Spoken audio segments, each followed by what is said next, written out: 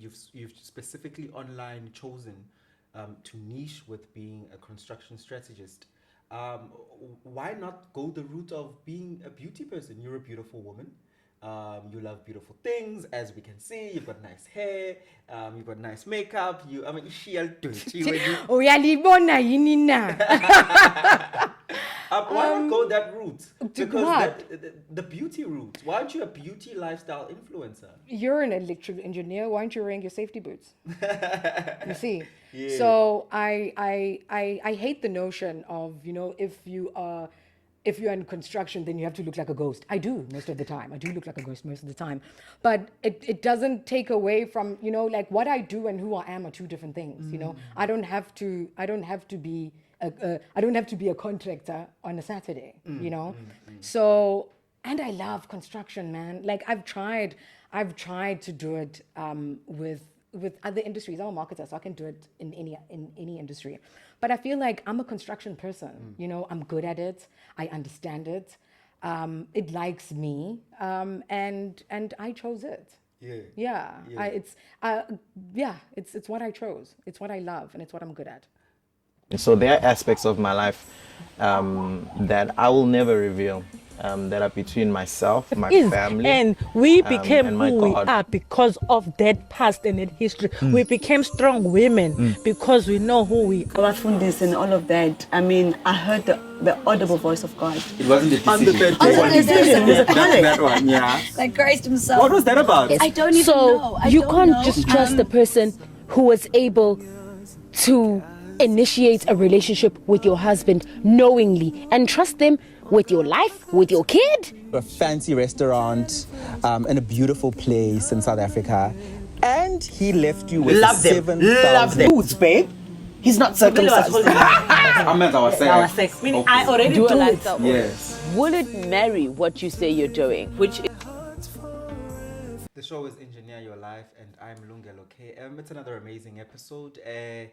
We can't be outside today, my favorite place, Emhlabeni, because I always have people in my garden because the weather decided to not behave. I guess today's guest was Australia.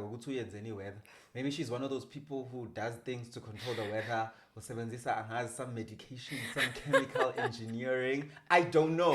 Maybe she'll tell us and give us that information. My next guest is an amazing woman. She is an entrepreneur. She's a content creator. She's also on YouTube as well, like us. And she's just doing amazing things. I hope you enjoy this episode. Her name is Philile Mphemba. What do you go by on social media? Philile Garnie Mphemba. Oh, Garnie. What does this Garnie come from? I'm like Sarah Jessica Parker? Yeah, I'm yeah. Philile Garnie Mphemba. A lot of people, corporate identifies me as Philile, and a lot of people within my social space identify me as Ugan. So in order to be recognizable just once, I decided to merge both my names, and that's why it's Philile Garnie Mphemba. So, manje banginkinga ngophilile Garnie Mphemba, ngibona neringo so eda nini isibongo so bese kukuningi. Yabona inkinga and inkinga ukuthi ushabalala, so it's going to be Philile Garnie Mphemba shabalala. But yeah, soon, Kuzogcwala konke. soon, yeah. Kuzogcwala- And I want a double barrel, but now it's just Oh, like I no. know. So now it's gonna be hectic. But yeah, we're having discussions with the man right now, and he'll have to pay me a little bit more than Your what biggest he fan. has. It's interesting that you mentioned he has to pay more care because when I often a lot double barrel, but isn't this whole double barrel thing your fault? Because, I know. As a traditional man, you should be taking his surname. I know. Usekhokhile abasekhaya manje fanele khokhe mina. That's what I'm saying. But yeah, I know it's something that I feel like a lot of women within our generation fight with. It's losing your identity and taking someone else's. I think we're going to a different subject now, but I feel like at this point in my life, I want to keep a piece of myself while taking him on as well. So it makes my name a little bit longer, but it's something, his name is definitely something I want to carry because I honor him and I honor our relationship, but I also want to keep a little bit of myself as well. You speak of identity being lost when women take the surname of their husbands. Do you feel that women who've done that have given No, their not identity away? really. Not really. I think it's all in how I grew up and ukuthi sibancane kanjani ekhaya. So like my surname is really sacred to me. And it's part of who I am and what I want to pass on to my children. I don't know if that is a bit selfish, but Sibangane Kaya, the surname Mphemba is not a surname that you hear all the time. Yeah. So I'd really want to keep that part of myself while taking him on as well. Do you believe in the? I'll divert a bit. Do you believe that the significance of surnames, as you're saying, Mphemba is a surname that is not common? The significance of surnames is so important that it gives us our identity. It does, but it also, I also should not neglect the fact that I'm also emadlozini kashabalala manje. You know, ushabalala masisemsamu uyangibiza nami. You know, like I'm part of the Shabalala clan. So it is part of my identity, yes, my surname, but it also forms part of the new identity that I decided to go into when I decided to get married. So me taking him on and taking his surname on is something that is important to me and is important to our relationship and the merging of our families also. You know, the reason why I'm saying double barrels, because it's not that I don't want to take him on, you know, because there are women that don't want to take their husband's surnames, you know. So I want to merge the both. I think more than anything, it's more, I want to merge more than create something new. Yeah. How does his family feel about that? We have, Mrs. Shabalala would kill me if she were to hear this, but they are very traditional. I'm married to a man from Mbandle, so they are very traditional. It's not something that we've really discussed at length in terms of the double barrel. So I don't know. We haven't discussed it like that. That it's such a bad thing that I don't want to leave my surname. So I think maybe once I do switch over like legally, then I think then it would be a conversation of, okay, so what exactly is happening? And then I'd have to educate. And they know me, they know our family, they know my husband, and they know that we aren't really conventional people. We don't have a conventional relationship. And the way that we do things is not really, me keeping my surname doesn't take anything away from our relationship, his manhood, or what it means to me, you know? So yeah, I think his family would definitely have to have that conversation, but I don't think it would be a problem because they know me and they know us. You strike me as a very confident woman who's self-aware and, as you're saying, who does not conform to conventional norms. But at the same time, there you are going to get married into a traditional family. In the same breath, you want a double-barrel surname. Are you not conflicted with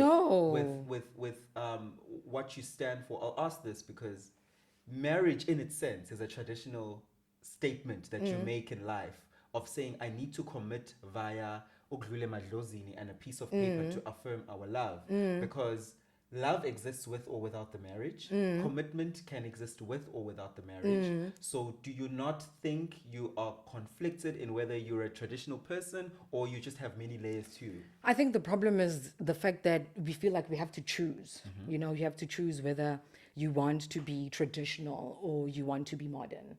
I don't want to do that. You know, I think that's where we kind of get lost in our relationships, because there are certain people who have told you that this is how it's supposed to be, and you kind of conform without putting your own kind of source into it. And you get to a point where a couple of years later, you're unhappy because you weren't doing things your way. You know, I'm not saying that I'm right, but I'm saying I'm doing it my way, you know. And as long as myself and my husband, we are comfortable with the way that we've chosen to kind of merge our marriage and the way that we've chosen to navigate our marriage, then that's fine. You know, there are different types of marriage. I always give this example, which is, kona marriages are partnership, kona CC, you know, kona private company, kona public. You know, you know, so you choose what type of relationship you want to go. They are still all contracts, you know, but there are different variations of contracts that are specifically designed for people suited who will choose them, you know. And seeing now in society and the way that we are going about, isn't it time for us to kind of paint the pictures of what our marriages are going to be? So, you know, get into that you've created. You know? Are you not scared though, looking at that over 60% of marriages end in the first 5 years? Because your relationship, I believe you guys have been together for a long time. So why take this step into marriage? Because a lot of people will be together for 8, 9, 10 years, get married and divorce in 2 years. You know, so is this step actually necessary for you? And have you guys thoroughly discussed that and understand that this step is a natural or important progression? I don't think. I think the problem lies where you start when you say progression. You know where we're progressing to. That we I are hear not. you. That we are not I love right that. now. Yes, You yes, know. yeah. Correct. To consider. You know. Why is it a progression Yeah. to sign on a piece of paper? Yeah. You know. But we are also by virtue of that we are also in a contract. You know. And the legalities of it, we need to understand, you know, and those legalities will come with the traditional and all of that. But in terms of now, my marriage is going to change because now we've signed on a dotted line and now it's on a paper. I don't. Yeah, I don't. It's not important, you know. Yes, the contract of it, the contractual part of it, yes. But in terms of me and him, no. Last question about your relationship before we clean. Kabanga. Last one. I had Kaka CFM radio personality Njap Zwane on that chair. I also recently had Angel Ndlela on that chair. She's a construction entrepreneur. And they have differing opinions on the unconventional marriages that now have come about. Njep Zwane, in not so many words, spoke about the fact that she believes that family building has been lost. And the way that we are now going back to building families is good because we are now cognizant of our roots and we're being real with ourselves. Yeah. And she was referring to being the second, third, fourth wife. Okay. In a man who has multiple partners. Yeah. Angel Ndlela conversely said no. And it's something that's trending on social media. Her clip where she says, not at all, not in a million years. She will not accept that because if you're a woman and my man comes to me and says he wants another wife, it means that woman has been wanting my life. It goes beyond just wanting my man. If she's from down the road or you know her, it's like, oh, so all this time you've been watching me live my life with my man and you want to enter into my life as well. So which of these do you subscribe to? I don't understand the second part where you say this woman has been watching me. So you're trying to say Umfaz Vesbili is going to be someone that you know. Yeah. Then no, I don't subscribe. I definitely don't subscribe to that. I don't think I have a problem with polygamy if it's done right. And by saying it's done right, I think it should be something that it should suit the people that are involved. You know, there are people when it comes to polygamy. I've witnessed. It's something that I don't know about, so I'm not going to say I know about it. I've never experienced it, but obviously from social media and all of that, I would. You know your wife. You know your relationship. You know who you are, and you know what type of man you are, and what you guys have discussed in that contract. You know, so if Ushabalala were to come now and say Ufunis Tembu, something when I got into this contract wasn't part of it, that's something totally different. But people change, Philile. Not our contract. Then let's go back and redraft. I get. Do you get what I'm saying? Yeah. So if you want to put a clause in or something, and then that it annuls that contract, and let's start a new one, which would be based on a different agreement. Okay. So I don't know. All I'm saying is, with me and Ushabalala, it's not part of our contract, but to people who are willing to work on to open their contract to being a CC or a public, you know, then it's all good. You know, that's another contract. Do you get what I'm saying? Yes. So that's what I believe in that. It's each to his own. Yeah. You know? As a black woman, how's construction? Ooh, it is. Okay, firstly, I think that question is it's relative, you know. For me, I can't say I speak for all black women in construction. For me, it's hard, but I don't like the narrative that it's too hard, you know?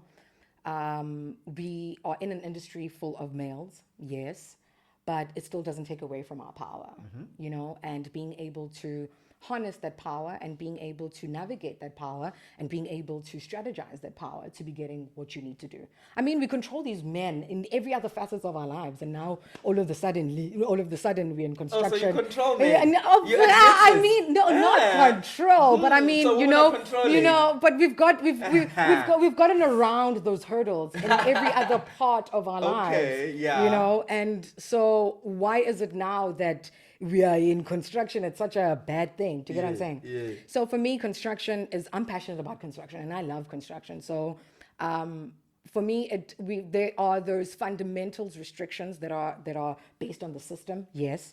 But I feel like my perspective and the way that I navigate it has been different. So I kind of, I'm going under all of those barriers to forge a new way forward. Basically, yeah. Maybe explain it. There's a young lady out there who's 21, 22, who's in university, probably studying, I don't know, civil engineering or something related to engineering or something technical. And they feel that as much as they want to get into construction, they actually don't know what's the right route to take. Or what route did you take and you say, hey, this is also one of the routes you can take? I think in order for... The one thing that I've realized about construction is that you want to go into it, but you don't understand it. Yes. You know? So I think we also need to look at it from a market point of view and understand where exactly in the market do you want to fit in. Yeah. A lot of people kind of confuse construction and the built environment. Yeah. And you'll have construction in construction and construction in the built environments, but it's two different sides of construction. The built environment is funded by finance. It has financial people. It's got equipment into it. It's got suppliers, and then construction is the actual building of it. So where exactly in the market are you trying to be?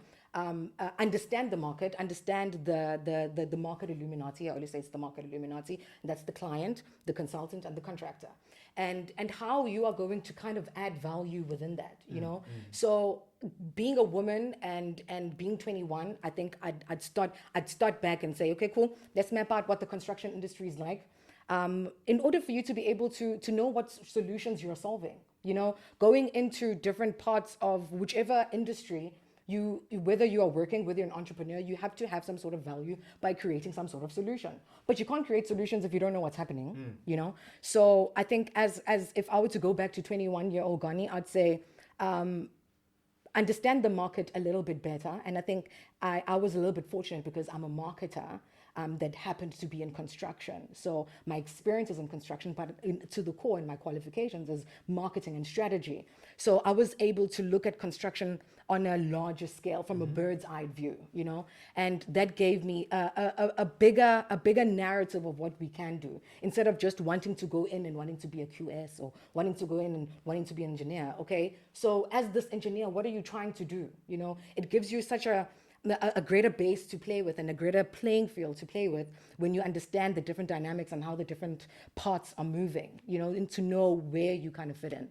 Yeah. I want to be more specific with this element of being a black woman in construction related to you. Same on the topic of that 21-year-old lady who wants to find their place. What do you do in construction? What's your role? Like when you wake up in the morning, what does Philile do every day? I call it a perfect cocktail of what I love, what I'm experienced in, what I'm qualified in, and who I am. So the term is construction market strategist. I'm qualified in marketing and strategy. I've got a decade's experience in construction. And I'm a construction person. So I kind of created my role within my entrepreneurial journey based on my experience, which was in manufacturing, which I feel like it gave me such a better perspective on how to navigate different type of stakeholders within the construction industry. Like, for instance, if you're coming in as a contractor, the only side of construction you'll be exposed to is just the contractual and the projects and, everything that's on site. What's a contractor? I'm being deliberate about this. Okay, You know I know these contractor. things, yeah. Contractor. You are in a contract with, it could be a client or an organization to kind of carry out a certain type of services, which could be building, which could be electrical, which could it's basically being in contract to provide a certain type of service. Okay. You know, but within construction, the contractors would be the ones that are actually doing the works. Okay. Yeah. Practically doing the yeah, work and the works, like executing, the people in the mud. Yes, yes. And then you'd obviously have your consultants, which would be your architects and your engineers, which would actually be drafting the design that is going to be carried out by the contractors. And then going back from that, you'll have the client who's actually commissioning the work out. Funding. Yeah, commissioning the work out, and then they will commission the work out, and then it will be designed, then built. So growing up in the industry, being in manufacturing, I understood what the client wanted. We sold products to the clients because we're in manufacturing and products of construction materials. And then we also dealt with the designers who needed to spec our products. So I was able to navigate that space. And then we had to deal with the contractors who actually used our products. So being within that industry for so long, I got to understand what the lingo is with the contractors, what the lingo is with the consultants, and what the lingo is with the clients. Because I feel like when people are going into the industry, the one thing that you need to understand is that there's different lingos for different kind of stakeholders, and they move a little bit differently. You know, we are not an industry like other industries. We depend on more of socio navigation, and that is mainly based on just relationship based. You know, and that's why you can't enter this industry and think that you are going to be there with your iPad.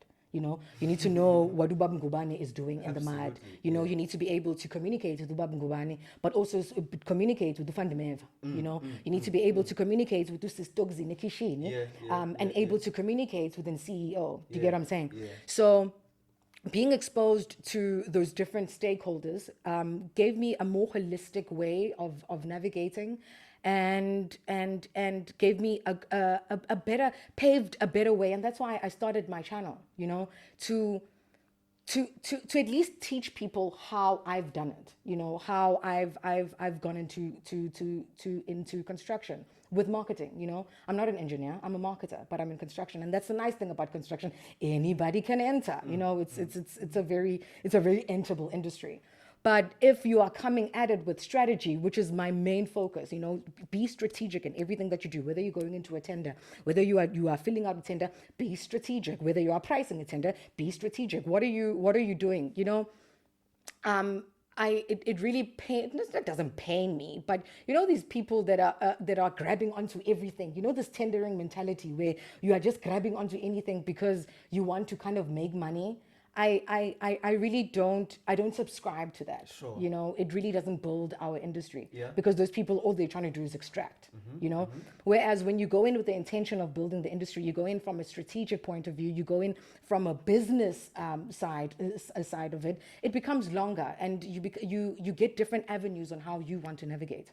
And that's literally what I try and do, and what I help SMMEs kind of do, you know. Enter the industry, not just by the virtue of being black and BE. Enter the industry, not for the virtue of you being able to qualify for a tender. Enter the industry in order to solve a problem.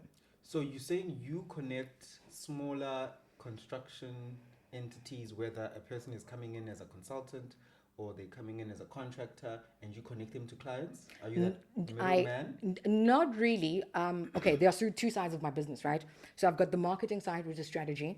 The strategy side is a lot of people go into construction, from what I've learned, and obviously being a person that has navigated construction and mentored a couple of people and businesses. They go into the industry and they don't know, like, the basics. Like, we need to go and start at the back, like the basics of how is it that you establish a prominent company. You are not just your CK number. You know, there are certain business rules and regulations that you have to understand on whether you are contractor level 1 or a level 9. You know, we need to.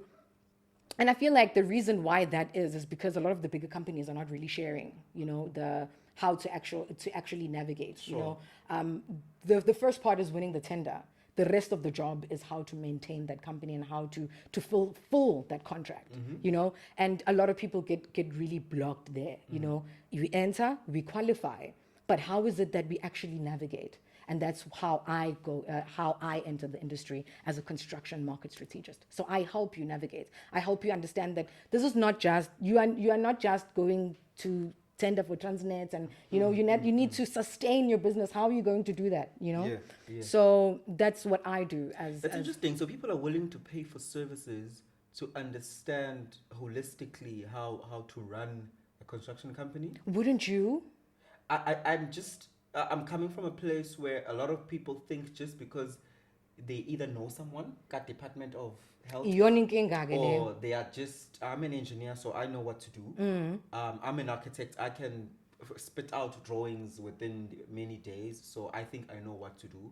I'm just trying to motivate this notion that people, it is a problem. No, it people is. Should It definitely be is. getting these services. No, it is. It definitely is.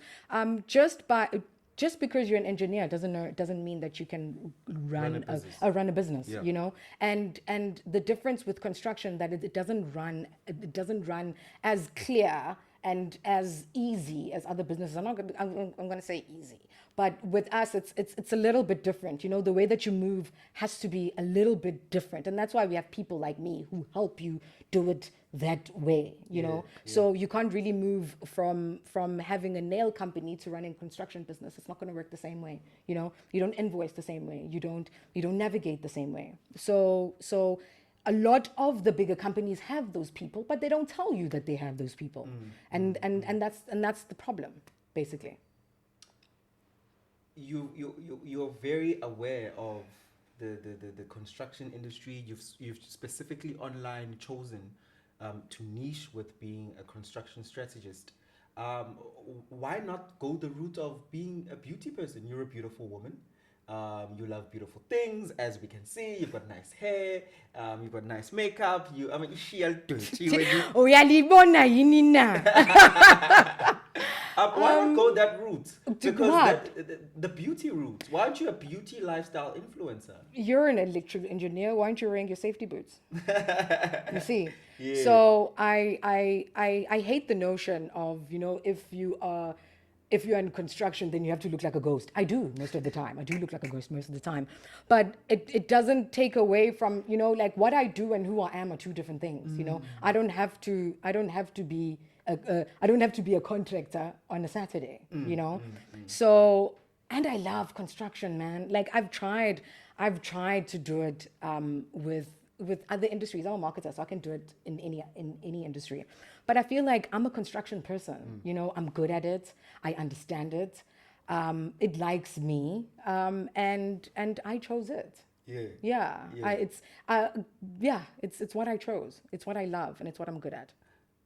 But Philile, when we all want to navigate the digital space, we all want to find our footprint, right? What I'm trying to get to is, when you go on YouTube, I'm sure there's a phase in your life where you were consuming vlogs, where you were consuming makeup tutorials. I'm sure many things you've learned on these vlogs about how to beautify yourself. And I'm asking, did you not feel like, maybe I should start this too? This is the direction I should go. I did, and I did it for construction, and that's why I started my YouTube channel. Yeah. I understood that there's a message that needs to go across. I understood there was a medium that was available, and that's what I did on something that I loved. Yes, as a woman, I love makeup and all of that, but I had something else that I wanted to communicate. And I felt like I was the custodian of that message, and that's why I created my channel. You know, people might say it wouldn't boom as quickly as it would if I went into beauty, but that's the point of niching. You know, I love that. I was the custodian of that message, meaning that if there is something you're thinking of, and you're still contemplating how to do something and how to execute something, it's important to dig deep and see if lendo engiyenzayo, how long will I be able to do it? Because the only people who last in industries, the only people who last in anything that they are doing, where they're trying to grow themselves, where they're trying to feed themselves, are people who are custodians of a message, and they can feel it deep within that they are the custodian of that message. And you hear people that are entrepreneurs saying it all the time. Oh, you have to do what you love. You know, I always thought, you know, that's just privilege. But it's true. You know, if I truly believe in what I'm doing, I really love what I'm doing, and that's why I'm not trying to compete with the other content creators. You know, I know that even if, this is what I always say in my video, even if I reach 5 people, you know, that would have been that is my value. You know, and that's what I'm trying to do. It's not about the numbers. It's not about the congregations. The congregations will come. They definitely will. But I think as a niche artist, I call myself. In construction, I need to understand that I'm pioneering a different message that a lot of people are not really prone to. I'm creating a different way of navigating construction. So it's going to take a little bit longer.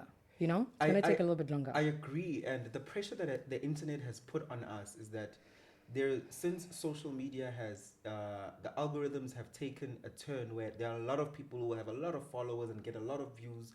We live in the TikTok era where you can post a video and wake up tomorrow morning, it's on 100,000 views. I always think of views as humans. And then when you think of it like that, that's when you'll be humbled, that especially if you're doing something that's positive and impactful, is that, Lungelo, if Engineer Your Life, you release an episode and it reaches 5,000 people, this is a medium where you can reach 5,000 people.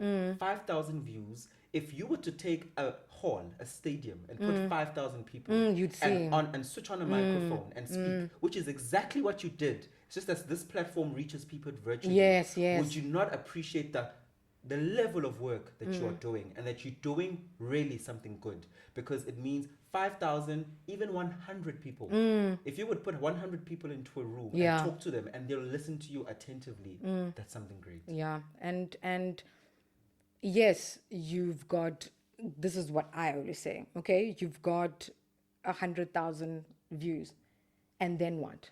You know, what is the value? You know, what is your ROI from those views? You know, I am able to track my ROI from the people that I've helped, and the people that come back to me and say, you know what, I actually watched your channel and I created a different pricing strategy and I won because I used your medium. So my ROI is very clear because my audience is very clear. And that's because I've niched so small, you know? So it's easy for us to get lost in the internet hype of people just, you know, like of people just looking at your stuff. But what is the value that you are getting back from it, and what is the value that you're giving? You know, we also need, as content creators, we also need to understand that, you know, and what exactly are you extracting out as a content creator? Because we also need to grow, you know. So I'm not rushing to get to 100,000, but I'm rushing to change. And if I'm changing 5 people at a time, so be it. Obviously, there's more to you than work. Where was Philile at the age of 10? What did life mean to you then? Ooh, Philile at the age of 10 was Emlazi Pipi. I grew up with my siblings. My parents passed on when I was a little bit younger. I was 6. Both parents? Yeah, both. Not at the same time. Okay. My dad passed on a little bit later, but he wasn't really prominent. It was my mom that passed on at 6. And then my siblings and I kind of raised each other. I'm the last born. And then after that, I kind of just moved from place to place. And I feel like that kind of taught me how to have entry strategies for anywhere that I'm going, because I've never settled in one place, you know. I grew up in Mlazi, but then I moved to Phililes, and then I moved back to Mlazi to live with my dad, and then I moved to Maritzburg, then Bay. So I've always kind of been the newbie everywhere that I went. And being a young, dark, vocal woman, it was, you know, I had to kind of figure myself out and create a navigating strategy for Philile Garnie Mphemba in entering all those different new environments that I've kind of had to navigate consciously later on. Mental health, what does it do to you to grow up without parents? For me, I feel like, I talk about this with my husband all the time, that I know that this sucks, but I'm actually so grateful that my mom passed on when I was younger, because one, I wouldn't be the type of woman that I am. Two, I feel sorry for people who still have their parents now. It's just like, I look at it and I'm like, oh, you're gonna die. You are going to die. Speech in Zawumbe, and I speak about this a lot. He lost his mother, I think he was 4 or 5. I lost my mother at 20. So I was more aware. I was more self-aware. Obviously, in early 20s, you're not that self-aware, but I was more self-aware, and I knew who I am, so I could feel the pain and everything. I look at people who are close to their mothers, because I was very close with my mother. It's the best relationship you'll ever have if you have the right mother, of course. And I feel bad for them, like you're saying, because my mother passed away in 2015, 2023 now, so 8 years ago. I think I only started being fine 5 years later. Really? And I feel bad for people who still have to go through Yeah. that. Leo pain, I'm like, yo, Hey, good luck, thinking Stella game. Sam. Thinking Because game. if it hits you at 35, or when you're at the peak of your life and you need your mom, good luck. And for me, it's kind of a catch-22, because I didn't bengalazi lelo thando la mama, because she passed away when I was so young. But at the same time, I long for something. And as a mother myself, I always kind of, like second guess myself, because, I didn't grow up with a mom. So how is it that I can be a great mom to this, to this beautiful child that I have, But then I've kind of grasped on all the things that I knew I needed, and I make sure that I give to her. I know that, as a mom, you can never give your child everything. And all you can do is give her the best of who you are, And that's what I do, basically. Have you ever felt like there are elements in your character and how you do things that lack because you didn't have parents? I feel like the nurturing side of me is a bit shaky sometimes, because I've always kind of had to suck it up. No one's coming for you, girl. So suck it up, and you need to get it done. So the way that I kind of live my life and in my relationships, I've realized, I always tell my friends this: I'm not the friend that you come to when you want to cry. You have that friend that you come to when you want to cry and you have ice cream and you guys have a ball. I'm the friend that you come to when you want to have a plan. So I feel like not having a mom really got me to a point where I'm able to self-diagnose, and I'm able to categorize my own feelings. I'm able to navigate my own feelings without, that nurturing help.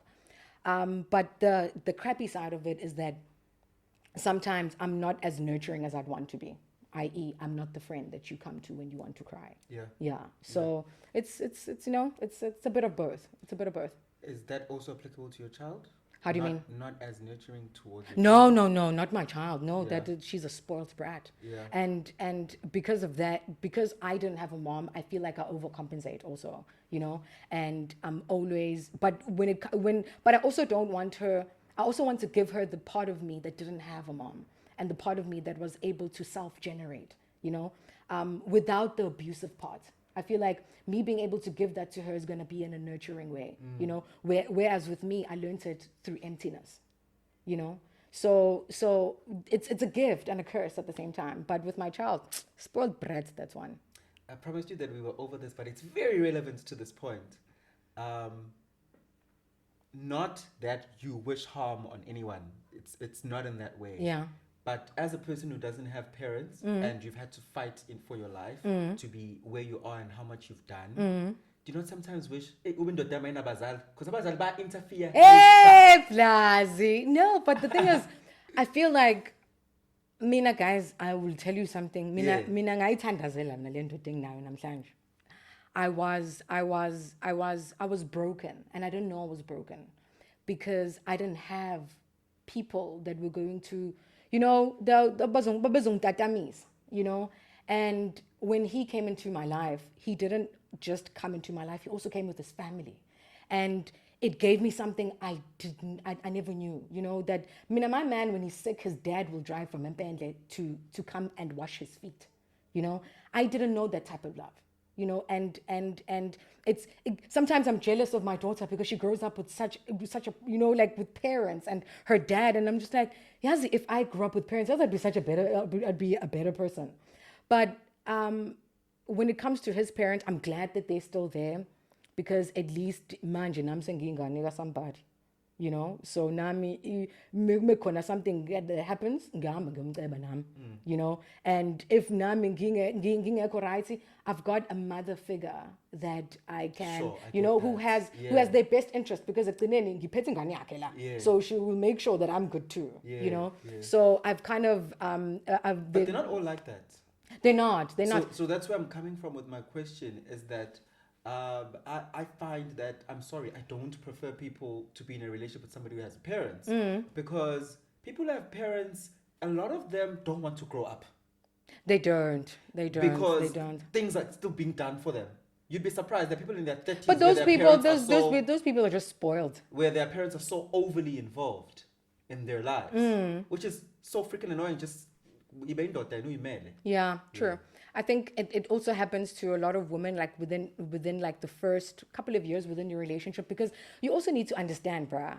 As a parent, I think as a parent, you realize when you're a parent, how they feel. You know, you have nurtured and groomed this person to be a certain type of man, and now there's this lady that is just coming up and she's snatching him. You know, so I within the last couple of years, I've learned to be a little bit more sensitive to her losing her son, you know, to someone else, you know, and we're human, and you know, we're women, you know, so it's not going to be a great transition, you know. There was a point where, you know, she was the main woman in his life, and now there's someone else.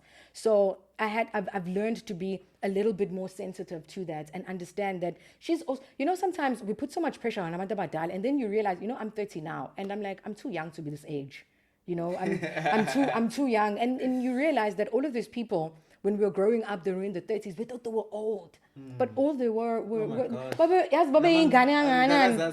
you know, like sometimes I look at my daughter and she thinks I know everything. I'm like, you know what, Yazi, in my heart, I'm still 17 years old. I haven't figured all of this out. So I think we put so much pressure on the virtue of they're supposed to know everything, and we stop, you know, trying to nurture. Obviously, I'm a relationships that have ill intent. You know, as long as there's no ill intent, I feel like every relationship can be navigated differently. I fully agree. You get to high school, 5 years in high school. You're a young lady there. Now you need to find yourself and find a place in society where you are. Did you move around during high school as well? I moved schools, I think 3 times. Yeah. Which schools? I went to a Queensborough. I went to a interfellowship, and I went to. No. I know, like Tabanga, and it was like this. No, I know, and no, it's still coming. The last one, Erosbeck. Oh, so can you imagine? So like I had to move around. It was, and you're going. You know, some schools when you enter, they just like but you know, it's literally years or years. 99. And but look at me now. I'm matriculated there. Yeah, you know, yeah. but look at me now. You know, so yeah. Glow up. No, I'm at tough situations, guys. Sometimes, you know, life smacks you with really crappy situations, and it's either you choose to die or you survive. You know, situations at home got me to a point where I needed to move schools, and we needed to get affordable ways of me schooling, and coming from a Queensborough and in Queensborough, you know, like life humbled me very quickly, but I got there. And I extracted so much, and I wouldn't change it for the world. I wouldn't change it for the world. I feel like I've got such a great balance of ukube out grandi, no gube usiso right. You know, yeah. Rosberg, come on. I was so scared of that school. Really? Where did you go? I went to George Campbell. Oh, netty. George Campbell. Yes. Yebo, snaps kahle ebhasini. Snaps workshop. I remember I wanted to go to George Campbell so bad just to go to that boat. And also with the ladies at George Campbell, because there were so few of them. They felt so exclusive. Yes. Right? And that grey skirt. Yeah, but no, but we're here. But you know, the thing is, and what you learn after you leave high school is that we all end up in the same university. Get fun. Yes, and life happens. eh? Exactly, People exactly. go to Kresni and life happens. Some go to Ogwini Mlazi and life is beautiful. So it's all about how you use this. Yeah. Yeah. You get people in their 30s still telling you they went to DHS. Like, boy, okay, you went to DHS and then? Yeah, You know, yeah, like, yeah. what have you done since Yeah. then? So, yeah, it was our character back then, but then life happens. And No, then life it's Christmas. happens. Some people really lost their personality in high school. Yeah. Yo? Yeah. And I'm so glad that I'm for manga early because serious. I feel like I was like that dark, awkward child in high school. So nobody wanted me. So it was great, you know, and I got to grow up, you know, without the pressures of dating and all of that. So yeah. What makes you cry? What makes me cry? Not having money.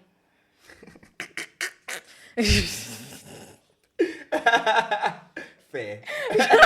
It makes me cry a lot. But on a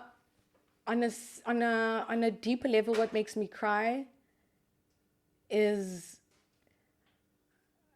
not being in a great space in my relationship. One, I feel like if we're not good at home, then I'm not able to be good. You know, so that would make me cry. And being broke and not being able to be myself. Yeah. Those are the things that feeling constrained. That's why I can't go to a lift for a long time. Like I'm very claustrophobic, so I don't like feeling constrained. You know, so yeah, those are the type of things that make me cry. You're crying, you're seeking solace and being centered. Who then do you pray to? How do you mean God? God, faithful God. Pray to God. Pray to God. Yeah, pray to God. And what does God mean to you? A shoulder, a mentor, a reliever. Yeah, that's what he means to me. Someone I can just take it and that's yours. That I've got all these issues, but they're yours, God. Yeah. You know, so he's more for relief to me, Yeah. and I'm able to walk around floating because I've got my God, who has my baggage. Yeah. There's nothing else that, for some reason, God forbid, something happens to you, and this is the last video platform or video content that your daughter will see of you. What are you saying to her? It'll be out of grand.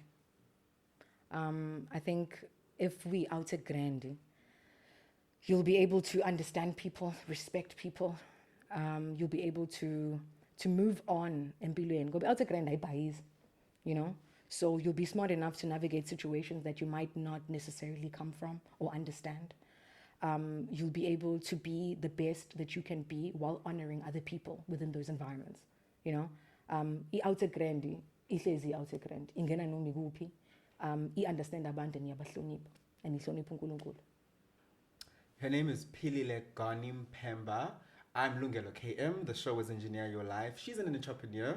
She's a marketing strategist specializing in construction. She does not want to Shabalala to have another wife. She's very specific about that. No. And she shared this beautiful journey that she's on. I hope she comes back. There's more to share. She's just an amazing person overall. And I hope you've learned from today's conversation with her. Don't forget to join as a member. Don't forget to subscribe. Don't forget to like the channel. Don't forget to go to Phililes' channel as well. Philile, what's your channel? Which one? Okay, give me Okay, all of let's it. do Instagram, Philile Garnie Mphemba. Let's do YouTube, The Construct. But if you kind of Google me, then you'll get most of my platforms. It's Philile Garnie Mphemba. Lungelo KM, Engineer Your Life. I'll see you on the next episode.